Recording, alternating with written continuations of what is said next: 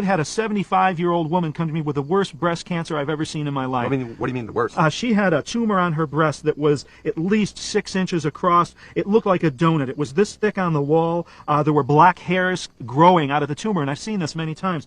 There was a hole in the center that was so deep it went right to her ribs, and there was blood and pus leaking out. And she had been through drugs, and she had had cancer before, and she had had a very unhealthy life. And of course, the doctors wanted to not only cut off her breast, but put her on chemo, put her on radiation to make sure that no further cancer spread throughout her body. And personally, I know that would have killed her, and she would do anything but work with the doctors anymore. She had had it, and I said, let's go to work. So what did you do? Garlic is one of our greatest anti-cancer herbs. The only reason we don't know about garlic, again, is the pharmaceutical industry doesn't want us to know the power of garlic. In many countries around the world, garlic is a specific pharmaceutical drug and remedy for everything from high blood pressure and hypercholesterolemia all the way down to cancer. Garlic's been proven in medical industries in this country to destroy cancer tumors, period. So you consider it an anti-tumor herb? Absolutely, and it's something that everybody has in their local grocery store. So what did you do in her case? Okay, well, one of the things that you can do is you have to have a blender. If you don't have a blender, just chop it up and mash it up. But get that garlic into a paste. Now, garlic burns. Remember that. Garlic has 75 sulfur compounds in it,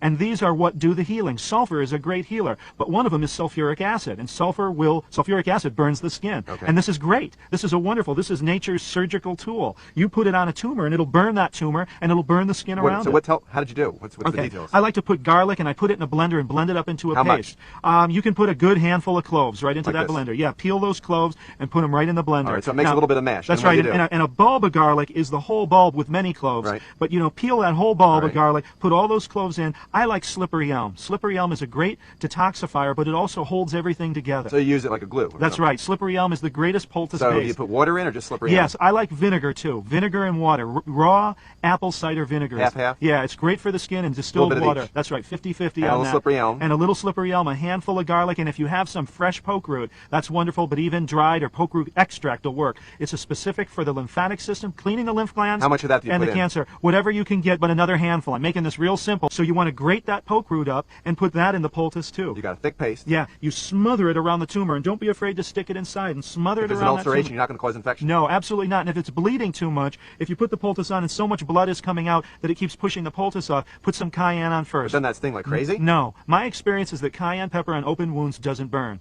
Garlic is a little bit intense, okay? So this is a little bit intense, but breathe and bear with it, and after a while you'll get used to it. How long do you leave it on? All night long. Put it on at night, leave it on all night long. When in the morning, don't clean it off, just get in that shower. You're going to do your hot and cold shower routine and use that to take this poultice off and clean this poultice.